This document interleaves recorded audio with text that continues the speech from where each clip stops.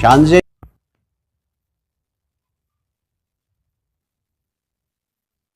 Party سے فرصت ملے گی تب وہ گھر آئے گی نا. تم بھی زندگی کو انجوائے کیا کرو.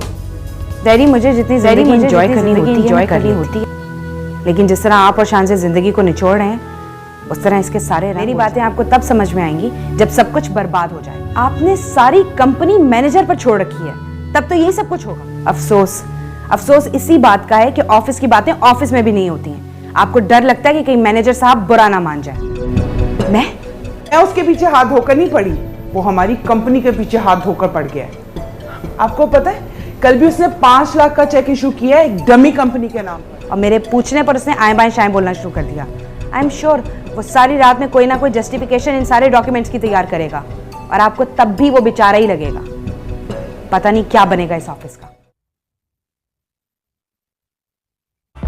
السلام علیکم. وعلیکم السلام مسکنزا, کتنے دنوں بعد چکر لگا. راہیل.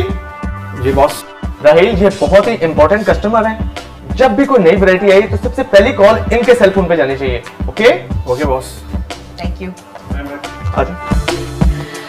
آپ کے جو سیلز مین ہے نا یہ آپ لوگوں کی بوتیک کو اور بزنس کو کہاں سے کہاں پہنچانے والے ہیں, آپ کو اندازہ نہیں ہے.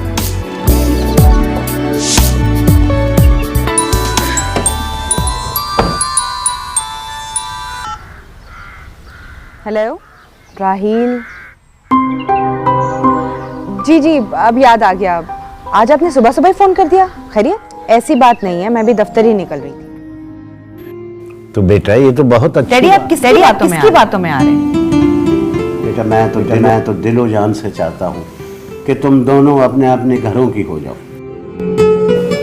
تو کیا پتا اللہ میاں مسلط الاسباب ہے, اسے ایسے ہی بندہ مل جائے. ڈیڈی دوائی کا ٹائم ہو رہا ہے, میں آپ کی دوائی.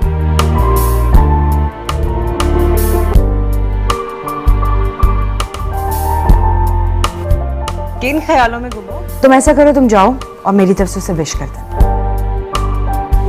بائے. آپ کیا کر رہے ہیں آج کل؟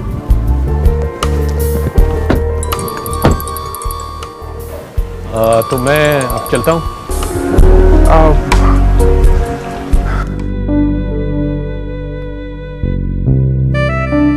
یس میم, can I help you? Know thanks, ابھی میں چیزیں دیکھ رہی ہوں, جیسے مجھے کچھ پسند آتا ہے لیٹ یو نو. آلرائٹ.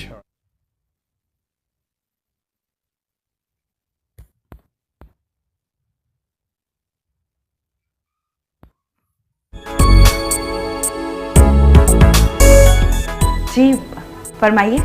مجھے لگتا ہے ہم پہلے کہیں مل چکے ہیں. I think so. احسان کے فنکشن. Take care.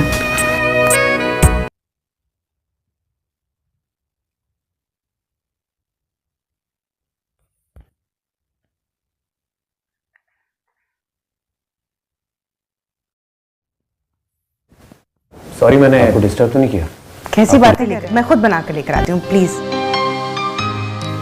او مائی گاڈ, وہ باتوں کے